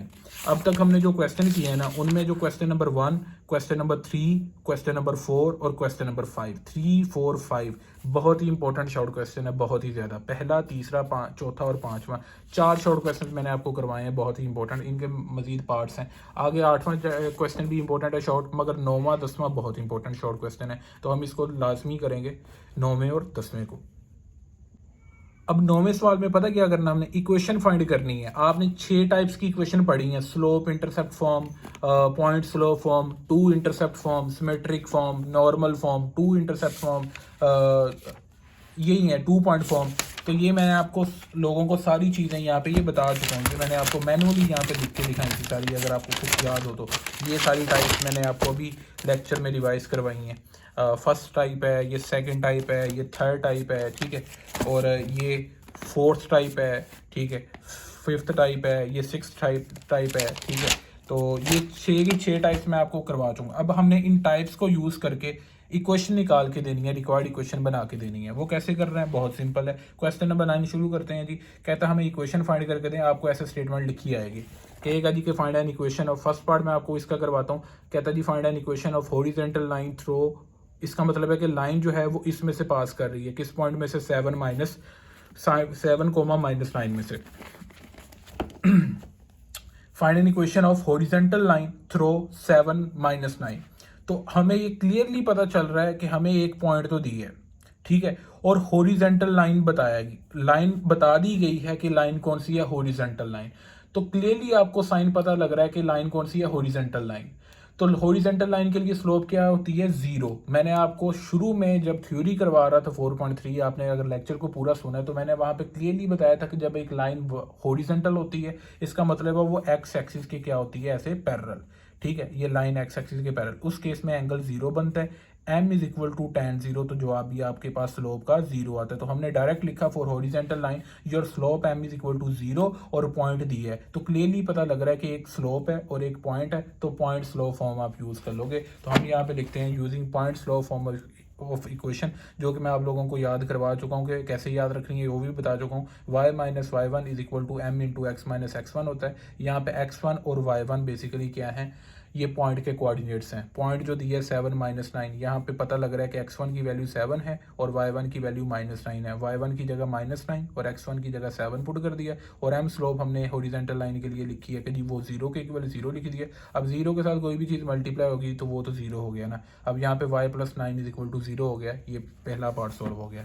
अब दूसरा पार्ट करते हैं। यहाँ पे क्लियरली उसने बताया कि वर्टिकल लाइन है, तो हमने लिखा जी वर्टिकल लाइन की स्लोप होती है अनडिफाइंड, क्योंकि जब एक लाइन वर्टिकल होती है, मैं आपको ये क्लियरली बता चुका हूँ पहले भी, इसका मतलब ये होता है कि आपकी लाइन जो है वो आपके वाई एक्सिस के क्या है, पैरेलल है, ठीक है, वर्टिकल लाइन वाई एक्सिस के पैरेलल। तो इस केस में एक्स एक्सिस के साथ यहाँ पे एंगल 90 डिग्री बनता है। तो m is equal to tan 90 करेंगे ना आप, तो tan अल्फा होता है ना, अल्फा की जगह 90 डिग्री पुट करेंगे, तो आपको इसका आंसर कितना मिलेगा, tan 90 का आंसर अनडिफाइंड 1/0 मिलेगा इसका आंसर। ठीक हो गया जी। अब हम लिखेंगे slope of vertical line m is equal to undefined यानी 1/0 और गिवन पॉइंट आपको दी है। अब यहाँ पे भी वही slope point slope form use हो रही है, using point slope form of equation, वही इक्वेशन जनरल इक्वेशन लिखी है। यहाँ पे m की वैल्यू अनडिफाइंड यानी 1/0 जाएगी, x माइनस x1 की वैल्यू यहाँ से -5 नजर आ रही, वहाँ पे -5 पुट कर दिया, और y1 की वैल्यू आपको 3 नजर आ रही, तो यहाँ पे y1 की जगह 3 आ गया। अब ये 0 इधर समझे कि डिवाइड हो रहा है, दूसरी साइड पे जाएगा तो 0 इस चीज़ से मल्टीप्लाई होगा तो पूरी चीज़ 0 हो जाएगी। अब ब्रैकेट के अंदर आएगा x प्लस 5, तो x plus 5 is equal to 0, that's your required equation. ठीक हो गया। अब इसी का मैंने बी पार्ट सोल्व कर दिया। अब इसका है सी पार्ट। सी पार्ट में आपको क्लियरली बताया कि जी लाइन आपकी बाइसेक्ट कर रही है फर्स्ट और थर्ड क्वाड्रेंट को। ठीक है, इसका मतलब है कि जी आपने क्वाड्रेंट बना लेने, ये फर्स्ट क्वाड्रेंट है, ये सेकंड है, ये थर्ड है, ये फोर्थ है। तो ऐसी लाइन ड्रा की है, तो लाइन देखें कि आपके ओरिजिन में से पास कर रही है। ओरिजिन वो पॉइंट होता है जहाँ पे एक्स कोऑर्डिनेट भी 0 और वाई कोऑर्डिनेट भी 0। तो लाइन क्लियरली पता लग रहा है कि हमारे ओरिजिन में से पास कर रही है और साथ ये पहले और तीसरे क्वाड्रेंट में ड्रा हुई है। ठीक है, तो ये लाइन आपको क्लियरली साइन दे रही है कि आपके पास जो लाइन है वो कितना एंगल बना रही है, एक्स एक्सिस के साथ 45 डिग्री का एंगल बना रही है। ठीक है, अब यहाँ पे देखें ना, यहाँ तक इधर से लेकर इधर तक टोटल एंगल होता है, एक्स एक्सिस और वाई एक्सिस के दरम्यान टोटल एंगल होता है 90। अब लाइन समझें कि ये इसके हाफ में है, पहले क्वाड्रेंट के हाफ में है। इसका मतलब है यहाँ से लेकर यहाँ तक एंगल जो बनेगा है लाइन का वो 45 डिग्री का बन रहा है। हमने लिखा line passes through origin here alpha is equal to 45। Diagram बना देंगे तो ज़्यादा बेटर रहेगा, तो alpha is equal to 45 degree लिख देंगे। अब m is equal to tan alpha होता है फार्मूला, जब आपको एंगल पता हो तो स्लोप निकालने का फार्मूला होता है m is equal to tan alpha. अब अल्फा की जगह 45 पुट कर देंगे, तो tan 45 इज इक्वल टू 1, तो स्लोप निकल आएगी आपके पास 1। अब स्लोप हो गई है और ये पॉइंट हो गया origin. Using point slope form of equation, point slope form of equation लिखिए, स्लोप आपके पास 1 है और पॉइंट है आपके पास 0 0, यानी x1 की जगह भी 0 और y1 की जगह भी 0 0। तो आपके पास ये देखें, इधर से सिर्फ y बच जाएगा और इधर से x बच जाएगा, यानी कि ये आपकी रिक्वायर्ड इक्वेशन हो गई है y is equal to x, या y को उधर उठा के ले जाएं, x minus y is equal to 0, that's your required equation. अब इसका डी पार्ट करते हैं सोल्व। उसमें बताया गया कि जी लाइन आपकी बाइसेक्ट कर रही है सेकंड और फोर्थ क्वाड्रेंट को। बहुत ही इजी चीज़ है ये भी, हमने क्वाड्रेंट बना लिए, ये हमारा सेकंड क्वाड्रेंट बनता है और फोर्थ क्वाड्रेंट बनता है। अब लाइन हमने ऐसे ड्रा की कि वो सेकंड और फोर्थ क्वाड्रेंट में से पास करे। ठीक है, तो यानी कि सेकंड और फोर्थ क्वाड्रेंट में हो, उनको बाइसेक्ट करके जाए। अब ये पास किस में से कर रही है, ओरिजिन में से पास कर रही है, ये तो क्लियर हो गया। अब लाइन का एंगल क्या बन रहा है, जब भी एंगल लेना हो ना, स्टैंडर्ड जो एंगल होता है ना, वो हमेशा स्टूडेंट याद रखिएगा, ये पॉजिटिव एक्स एक्सिस से स्टार्ट होता है। अब इस लाइन का जो एंगल है ना, टोटल यहाँ से लेकर यहाँ तक जो एंगल है उसकी बात हो रही है, वो है आपके पास 135 के केवल। वो कैसे निकला, अब यहाँ से शुरू हो और इस लाइन वाई एक्सिस तक एंड करें ना, तो यहाँ तक होता है 90 डिग्री। आगे 90 और 180 के दरमियान होगा आपके पास हाफ। तो मैं बता रहा था कि एक्स एक्सिस से वाई एक्सिस तक जो एंगल है वो तो 90 डिग्री का है। आगे ये 90 से 180 के बिटवीन है, तो 90 और 180 का जो हाफ बनता है ना वो 45 है, यानी 90 से 180 के दरमियान जो टोटल एंगल है वो 90 है। ठीक है, यानी ये जो डिफरेंस है इनका 90 है, तो लाइन इनके मिड में है ना, तो यानी कि 90 से 180 के दरमियान जो हाफ बनता है वो 45 का बनता है। तो यहाँ तक एंगल जो एक्स एक्सिस से ये वाई एक्सिस तक का एंगल 90 डिग्री हो गया और आगे जो पोर्शन में एंगल है वो 45 डिग्री हो गया। ठीक है, तो 90 और 45 135 बन जाएगा। तो इसका मतलब है कि लाइन का टोटल जो एंगल है with respect to positive x axis वो आपके पास कितना है, यहाँ पे 135। ठीक है, तो हम नेक्स्ट क्या करेंगे, एंगल हमारे पास हो गया है 135। अब हम नेक्स्ट इसका क्या ये करेंगे कि लाइन पासिस थ्रू, हम लिखते हैं कि line passes through origin O00। ठीक है, लाइन हमारी ओरिजिन में से पास करी और एंगल हमें पता लग रहा है, ये लग गया है। यही वो चीज़ है कि पॉइंट और ये स्लोप कैसे निकलेगी। अब एंगल पता है m is equal to tan alpha होता है, m is equal to tan 135 किया गया, अल्फा की वैल्यू पता है, तो tan 135 माइनस 1 के इक्वल होता है। तो स्लोप हमें पता है और पॉइंट पता है, पॉइंट स्लोप फॉर्म होगी using point slope form of equation. यहाँ पे हमारे पास जो m की जगह लिख देंगे हम -1 और पॉइंट के कोऑर्डिनेट्स 0 0, x1 और y1 की जगह 0 0। तो ये आता है y is equal to -x, या माइनस का x इधर ले आए तो x plus y is equal to 0, that's your required equation. ये देख लें, यहाँ पे हमने ये डी पार्ट सोल्व कर लिए। ये क्वेश्चन नंबर 9 मैंने आपको A to Z सोल्व करवा दिया है। अब आपके पास है क्वेश्चन नंबर 10, वो भी इंपॉर्टेंट शॉर्ट क्वेश्चन है, वेरी इंपॉर्टेंट शॉर्ट क्वेश्चन है ये भी। तो इसमें क्या है जी कि आपके पास है उसने कहा है आपको कि find an equation of line passing through point A and slope. Clearly बताया गया कि एक पॉइंट है और एक स्लोप है, वही 9th क्वेश्चन में जो हमने किया है, एक स्लोप है और एक पॉइंट है। स्लोप आपको उसने दी है, मैं इसका सेकंड पार्ट कर रहा हूँ, बी कर रहा हूँ, ए आप खुद कीजिएगा क्योंकि उसमें भी एक पॉइंट स्लोप है और इसमें भी एक पॉइंट और स्लोप है, तो मैं इसका बी पार्ट कर रहा हूँ। स्लोप आपको उसमें दी है जी m इज इक्वल टू 0 दी है, हमने लिखा using point slope form of equation, general equation लिख ली। हमें उसने गिवन दिया कि m slope is equal to 0 और पॉइंट उसने दिया 8-3 यानी x1 y1 के कोऑर्डिनेट्स की वैल्यू। तो x1 की वैल्यू यहाँ से पता लग रही है 8 और y1 की वैल्यू पता लग रही है -3। तो यहाँ पे y1 की जगह -3 और x1 की जगह 8 लिख दिया। 0 को अंदर मल्टीप्लाई किया जाएगा तो इधर 0 हो जाएगा, minus into minus plus, y plus 3 equal to 0। That's your required equation. ये हमारे पास बी पार्ट होता है सोल्व। अब इसका मैंने नेक्स्ट सोल्व किया जी part number E, part number C, बल्कि पार्ट नंबर सी है, ये ई नहीं है सी है। इसमें एक हमें पॉइंट दिया और स्लोप हमें बताया ये अनडिफाइंड है। तो हमें वही slope point slope form of equation use की है हमने, using point slope form of equation y minus y1 is equal to m into x minus x1। अब स्लोप हमें बताइए कि अनडिफाइंड है। अनडिफाइंड स्लोप का मतलब होता है 1/0 और हमें पॉइंट के कोऑर्डिनेट्स बताए हैं -8 5। तो x1 y1 की जगह हम लिख देंगे -8 5, ठीक है। तो x1 और y1 की जगह हमने लिख दिया -8 और यहाँ पे 5 और यहाँ पे स्लोप की जगह m की जगह 1/0। तो 0 इधर डिवाइड हो रहा है, इधर लाकर हम इसको मल्टीप्लाई कर देंगे। ये देखें 0 डिवाइड हो रहा है तो y माइनस 5 के साथ मल्टीप्लाई कर दिया तो यहाँ पे 0 हो जाएगा। इधर x plus 8 is your required equation, ये x इक्वल टू -8। अब ये मैंने पार्ट नंबर सी सोल्व करवा दिया। अब पार्ट नंबर डी है जिसमें आपको उसने कहा कि जी find an equation of line, ठीक है, passing through this point -5 -3 and 9 -1, यानी 2 पॉइंट्स आपको दिए हैं, ठीक है। अब यहाँ पे 2 point form of equation use होगी। तो 2 पॉइंट फॉर्म ऑफ इक्वेशन का मैंने आपको फार्मूला इन डिटेल करवाया था। अगर आपने लेक्चर स्टार्ट में से सुना है तो मैंने इसी वजह से कहा था कि भाई आप थियरी अच्छी तरह समझा करें तो आपको क्वेश्चन फिर समझ आएंगे। तो ये फार्मूला है y minus y1 is equal to y2 minus y1 over x2 minus x1 into x minus x1। मैं आपको ये याद करवा चुका हूँ ये पे। तो यहाँ पे हमने कोऑर्डिनेट्स की वैल्यू पुट करनी है। अब ये पहला पॉइंट है -5 -3, ये x1 y1 इसके कोऑर्डिनेट्स हैं, इसके कोऑर्डिनेट्स हैं x2 y2, हमने यहाँ पे लिख दिया। अब सिंपल यहाँ पे y2 माइनस y1 किया, यानी y2 की वैल्यू -1 फिर माइनस y1 की वैल्यू -3 और बटे में x2 माइनस x1 की है, x2 की वैल्यू 9 और x1 की वैल्यू -5, 9 माइनस -5 की है। और इधर x1 और y1 की वैल्यू, x1 की वैल्यू यहाँ से आ रही है -5 और y1 की वैल्यू आपके पास आ रही है -3, x1 की वैल्यू -5 और y1 की वैल्यू -3। तो x1 की जगह -5 और y1 की जगह -3 लिखा। अब हमने इसको सॉल्व किया, माइनस इंटू माइनस प्लस हो जाएगा, माइनस इंटू माइनस प्लस हो जाएगा, यहाँ पे भी माइनस इंटू माइनस प्लस हो जाएगा, माइनस इंटू माइनस प्लस हो जाएगा। अब यहाँ पे हमने किया कि 9 + 5 14 होता है, इधर आकर मल्टीप्लाई हो गया। -1 + 3 2 होता है, यहाँ पे 2 आ गया, 2 को अंदर मल्टीप्लाई किया, इधर 14 को अंदर मल्टीप्लाई किया तो इस चीज़ को उठाकर मैं उधर ले गया, ठीक है। 2x + 10 इधर था, माइनस का 14y हो गया और माइनस का 42 हो गया। इसको सॉल्व किया तो आप इसमें से 2 कॉमन निकाल सकते हैं। तो 2 कॉमन निकल रहा है, 2 उधर 0 से जाके डिवाइड हुआ है तो आपके पास जो रिक्वायर्ड इक्वेशन बनती है x - 7y - 16 = 0। That's your required equation. ये मैंने आपको पार्ट नंबर डी सोल्व करवा दिया है। अब आपके पास था पार्ट नंबर ई जिसमें आपको एक इंटरसेप्ट बताया है और एक स्लोप बताई है। तो क्लियरली आपको पता लग रहा है ये पॉइंट स्लोप इंटरसेप्ट फॉर्म है, एक इंटरसेप्ट है और एक स्लोप है। तो वाई इंटरसेप्ट बताया, तो वाई इंटरसेप्ट को हम जनरली ज़ाहिर करते हैं सी के साथ। पहले आप लिख लें कि कौन सी इक्वेशन यूज़ करनी है, slope intercept form of equation use करनी है।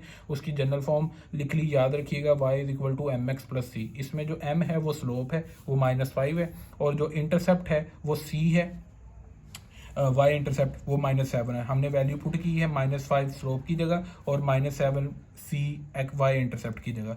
अब इसको उठाकर हम इधर ले आएंगे, ठीक है। माइनस का 5y इधर आकर प्लस का 5y और माइनस का 7 उधर आकर प्लस का 7। तो ये आपकी रिक्वायर्ड इक्वेशन। अब आपके पास है पार्ट नंबर f, ठीक है। पार्ट नंबर f मैंने आप लोगों को सॉल्व करवाया है, उसमें आपको 2 इंटरसेप्ट दिए हैं। और पार्ट नंबर g अगर आप गौर करें तो पार्ट नंबर e कर लिया, पार्ट नंबर f हम कर रहे हैं जी। पार्ट नंबर f में आपको 2 इंटरसेप्ट दिए हैं, x इंटरसेप्ट और y इंटरसेप्ट। तो ये बनती है 2 intercept form, using 2 intercept form of equation. 6 में से 6 फॉर्म्स पढ़ी थी ना, 6 टाइप्स पढ़ी थी, तो उनमें से 2 इंटरसेप्ट फॉर्म इक्वेशन यूज हो रही है। तो आपको ज़बानी याद होनी चाहिए, x/a + y/b = 1। अब यहाँ पे a जो होता है x के नीचे वो x इंटरसेप्ट है, जो y के नीचे है वो b वो y इंटरसेप्ट है। तो x इंटरसेप्ट यानी a की वैल्यू -3, y इंटरसेप्ट यानी b की वैल्यू 4 है। तो हमने a की जगह -3 लिख दी और b की जगह तरफ 4 लिख दिया। अब स्टूडेंट आपको याद पता होना चाहिए कि बटे में डिनोमिनेटर में नेगेटिव का साइन नहीं लिखते, तो ये नेगेटिव का साइन ओवरऑल वैल्यू के साथ लिख दिया जाएगा, तो यहाँ पे नेगेटिव साइन आ जाएगा। अब इसके बटे में 3 है, इसके बटे में 4 है, तो एलसीएम लिया जाएगा। 3 को 4 से मल्टीप्लाई करें 12 बन जाता है, 4 को इधर मल्टीप्लाई कर दें, 3 को इधर मल्टीप्लाई कर दें, ठीक है। तो ये 3y हो जाता है, इधर -4x हो जाता है। 12 इधर डिवाइड हो रहा है, इधर अगर मल्टीप्लाई हो जाएगा 1 के साथ 12 हो जाएगा। अब -4x + 3y = 12। अब इन दोनों को उठाएं, इधर लें, माइनस का 4x इधर आकर प्लस का 4x और प्लस का 3y माइनस का 3y और इधर बच जाएगा 0। तो 4x - 3y + 12 = 0। That's your required equation. I hope कि आपको इस चीज़ की समझ लग गई है। पार्ट नंबर F सोल्व कर दिया मैंने आपको ये। अब है आपके पास पार्ट नंबर G, इसमें x इंटरसेप्ट दिया है और स्लोप दिया है, तो ये बनता है slope intercept form of equation बनती है ये। तो फ्रॉम x इंटरसेप्ट अगर आप देखें तो आपको क्लियर, अब ये बहुत इंपॉर्टेंट पार्ट है। फ्रॉम x इंटरसेप्ट देखें, x इंटरसेप्ट का मतलब ये होता है कि जो आपकी लाइन है, एक्स इंटरसेप्ट हम कैसे निकालते हैं, ये हमें जनरली तो वाई इंटरसेप्ट दिया होता है, यानी कि ये देखें ना, मैं पार्ट नंबर ई करवाया उसमें वाई इंटरसेप्ट दिया था, मगर यहाँ पे क्या दिया है एक्स इंटरसेप्ट। अच्छा स्टूडेंट, इनके ना जवाब का मसला है, पार्ट नंबर एफ का भी और पार्ट नंबर जी का भी। अगर इनमें से कोई जवाब का मसला लगता है ना, तो मैंने कंप्लीट वेरिफिकेशन के साथ ये क्वेश्चन सोल्व कर किए हैं, ठीक है। तो इनमें कोई भी जवाब गलत नहीं है। तो बुक में पीछे जवाब का मसला है सारी बुक्स में, तो प्रिंटिंग का मसला हुआ होगा, तो यहाँ पे आंसर का मसला है। तो ऐसी कोई बात नहीं कि हम गलत सोल्व कर रहे हैं, आंसर हमारा बिल्कुल एक्यूरेट और मेथड एक्यूरेट है हमारा। तो हमें यहाँ पे बताया गया कि जी एक्स इंटरसेप्ट दी है, तो हम यहाँ पे ये देखते हैं कि हमारी जो लाइन है, लाइक ये डायग्राम वही बना ली जो मैंने आपको थ्योरी में समझाई थी। ये लाइन है, अब लाइन एक्स एक्सिस को भी कट कर रही है और ये लाइन वाई एक्सिस को भी कट कर रही है। अब उसने दी है एक्स इंटरसेप्ट। एक्स इंटरसेप्ट हमें कहाँ से मिलेगा, पॉइंट, वो पॉइंट से जो एक्स एक्सिस पे है। अगर वाई इंटरसेप्ट होता तो वाई इंटरसेप्ट हमें कहाँ से मिलता, वो उस पॉइंट से मिलना था जो वाई एक्सिस पे है। तो एक्स इंटरसेप्ट दिया है, तो हमें पॉइंट निकालना है जो एक्स एक्सिस पे है। तो जो एक्स एक्सिस पे पॉइंट होगा, लाइक इस तरह मैं ड्रा करके दिखाता हूँ आपको। लाइन ने एक्स एक्सिस पे कट किया है, तो एक्स एक्सिस को जिस पॉइंट पे कट किया मान लो वो ए है, उसमें एक्स कोऑर्डिनेट की तो वैल्यू होगी, वाई कोऑर्डिनेट की वैल्यू 0 है। तो वाई कोऑर्डिनेट की वैल्यू तो 0 होगी, एक्स कोऑर्डिनेट की वैल्यू क्या है, एक्स कोऑर्डिनेट की वैल्यू वही है जो आपके पास एक्स इंटरसेप्ट है। तो एक्स कोऑर्डिनेट की वैल्यू क्या हो गई, आपके एक्स इंटरसेप्ट की वैल्यू क्या हो गई, -9 -9 से मुराद एक्स कोऑर्डिनेट। तो आपके पास ये एक्स इंटरसेप्ट से देखते हुए आपके पास पॉइंट बन जाता है -90, जो कि रिक्वायर्ड लाइन पे लाई कर रहा है। ठीक हो गया जी, वो जो कि लाइन पे है। तो स्लोप आपके पास -4 है, तो ये बन जाती है पॉइंट स्लोप फॉर्म। तो using point slope form of equation y - y1 = m × x - x1। अब यहाँ पे x1 और y1 की जगह क्या आ जाएगा, पॉइंट के कोऑर्डिनेट्स। ये पॉइंट था जो -90, x1 की वैल्यू -9 और y1 की वैल्यू 0 पुट कर दी और स्लोप की वैल्यू -4। ये हमारे पास रिक्वायर्ड इक्वेशन निकल आती है। ये हमने क्वेश्चन नंबर 10 सोल्व कर लिया है, इंपॉर्टेंट शॉर्ट क्वेश्चन है। इसके बाद हमारे पास जो इंपॉर्टेंट शॉर्ट क्वेश्चन बनता है वो एक तो क्वेश्चन नंबर 13 है और एक क्वेश्चन नंबर 14 है, बाकी लॉन्ग है। क्वेश्चन नंबर 11 भी लॉन्ग आता है, 13 और 14 शॉर्ट क्वेश्चन है। तो 13 भी कई दफ़ा लॉन्ग में दे देते हैं, मगर है आसान। तो इसकी स्टेटमेंट मैं आपको पहले पढ़ाता हूँ, बहुत ही सिंपल है। उसने बताया इसमें क्वेश्चन नंबर 13 में कि उसने कहा जी कि find an equation of line, एक लाइन की इक्वेशन फाइंड करें जो कि इस पॉइंट में से पास कर रही है, और ये एक परपेंडिकुलर है, और एक परपेंडिकुलर किसके है, परपेंडिकुलर टू अ लाइन, एक और लाइन के परपेंडिकुलर है जिसकी लाइन स्लोप आपको -3/2 दे दी गई है। तो इसका मतलब है जिसकी आपने इक्वेशन फाइंड करनी है, हम इसको स्टेटमेंट को ऐसे रीड आउट करते हैं कि आपने जिस लाइन की इक्वेशन निकालनी है हम उसको बोल देते हैं रिक्वायर्ड लाइन। ठीक हो गया, आपने रिक्वायर्ड लाइन उसको बोलना है जिसकी आपने इक्वेशन निकालनी है। अब ये जो रिक्वायर्ड लाइन है किस में से पास कर रही है, -4 -6 में से। रिक्वायर्ड लाइन पासिस थ्रू, ठीक हो गया, एज गिवन, यहाँ पे लिख लेते हैं कि जैसे कि दिया गया है कि रिक्वायर्ड लाइन किस में से पास कर रही है, -4 -6 में से। ठीक है, और रिक्वायर्ड लाइन आगे क्या दिया गया, आल्सो गिवन क्या गिवन दिया है कि required line is perpendicular to a line, एक और लाइन के परपेंडिकुलर है, जो दूसरी लाइन वो गिवन लाइन है। Also given required line is perpendicular to PERP dot perpendicular to given line. ठीक हो गया, अब जब भी दो लाइंस परपेंडिकुलर हैं, इसका मतलब है दोनों की स्लोप का प्रोडक्ट किसके इक्वल है, -1 के। Slope of required line dot slope of given line, इनकी स्लोप का जो प्रोडक्ट है वो -1 के इक्वल है। अब गिवन लाइन की स्लोप कहाँ से, वो यहाँ पे दी गई है, ये गिवन लाइन की स्लोप है, यहाँ पे लिख लें, यहाँ पे स्लोप ऑफ गिवन लाइन की स्लोप -3/2 है। अब यहाँ पे हम लिख लेते हैं -3/2, ठीक है। स्लोप ऑफ रिक्वायर्ड लाइन को हम m से जाहिर कर लेते हैं और ये इक्वल टू -1। अब ये देखें नेगेटिव का साइन इधर नेगेटिव के साइन से कैंसिल हो गया, इधर 3/2 उधर जाकर 2/3 बन गया। तो सिंपल m का आंसर रिक्वायर्ड लाइन की स्लोप आ गई है, slope of required line which is equal to m। तो हमारे पास वैल्यू आ चुकी है।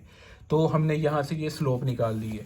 तो यही चीज़ मैंने यहाँ पे की है कि given that required line passes through, ये चीज़ slope of given line also given that, ठीक है, required line is perpendicular to given line. तो यही सारी चीज़ मैं आप लोगों को बता चुका हूँ। So slope of required line is equal to -1 over slope of given line. जैसे मैंने आपको यहाँ पे करवाया वैसे कर लें आप, वरना यहाँ पर ऐसे कर लें। तो स्लोप की वैल्यू वही 2/3 निकलती है। तो एक स्लोप हो गई है और ये एक पॉइंट हो गया। तो इन दोनों को देखते हुए आपके पास ये एक पॉइंट है और ये एक स्लोप है 2/3। हमारे पास जो इक्वेशन यूज होती है उसको बोलेंगे हम point slope form of equation. Using point slope form of equation y - y1 is equal to m into x - x1 होता है। तो स्लोप m की वैल्यू 2/3 है और पॉइंट के कोऑर्डिनेट्स क्या है, x1 y1, मतलब जनरली x1 y1 है, वो है -4 -6। x1 की वैल्यू -4, y1 की वैल्यू -6। इसको सोल्व किया तो हमारे पास ये इधर बन जाता है 3y + 18 और 2x + 8। तो हम इसको दूसरी एक साइड पे 0 रख लेते हैं, एक ही साइड पे वैल्यू ले जाते हैं। तो मैंने क्या किया, 3y को उधर ले गया -3y कर दिया और 18 को भी उधर ले गया -18 कर दिया। तो ये कुछ यूँ चीज़ बन जाती है, आपके पास ये रिक्वायर्ड इक्वेशन बन गई है। अब हमने क्वेश्चन नंबर 14 की है, वो इससे भी सिंपल है कि भाई उसमें बताया कि कहता जी find of equation of line. Same यही क्वेश्चन है, सिर्फ फ़र्क इतना है कि यहाँ पे परपेंडिकुलर की जगह क्या दी है, पैरेलल दी है। सेम एक ही कॉन्सेप्ट है।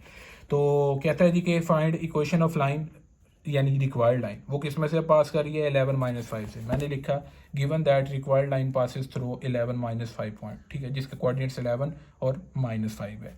आगे उसने क्या कहा कि जी आपकी रिक्वायर्ड लाइन है, आपकी रिक्वायर्ड लाइन पैरेलल है एक और लाइन की जिसकी स्लोप है -24। यानी तो ये जो स्लोप दी है ये किसकी स्लोप है, गिवन लाइन की slope. So slope of given line is equal to -24।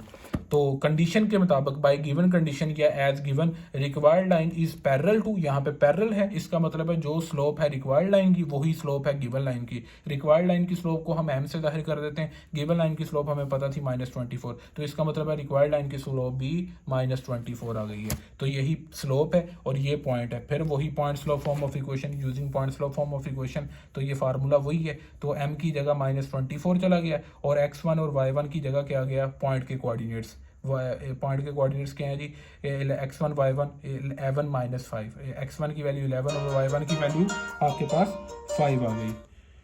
तो आप यहाँ पे पुट कर देंगे, तो इसको सॉल्व कर लें, माइनस इंटू माइनस प्लस हो जाएगा। तो ये 24 को अंदर मल्टीप्लाई करते हैं आप, ठीक है जी। ये -24 था, -24 को x से किया तो -24x हो गया, -24 को -11 से किया तो ये +264 हो गया। अब हम क्या करेंगे इसमें, ये नेगेटिव की वैल्यू इधर आकर प्लस की हो जाएगी, ये पॉजिटिव की वैल्यू इधर आकर नेगेटिव हो जाएगी। तो आपके पास ये 24x + y - 259 is equal to 0। That's your required equation. I hope कि आपको इसकी समझ लग गई है। तो ये हमने यहाँ तक 15 क्वेश्चन तक हाफ शॉर्ट क्वेश्चन सोल्व कर लिए हैं। नेक्स्ट हमारे पास जो इंपॉर्टेंट शॉर्ट क्वेश्चन है वो क्वेश्चन नंबर 21 है और 22 है।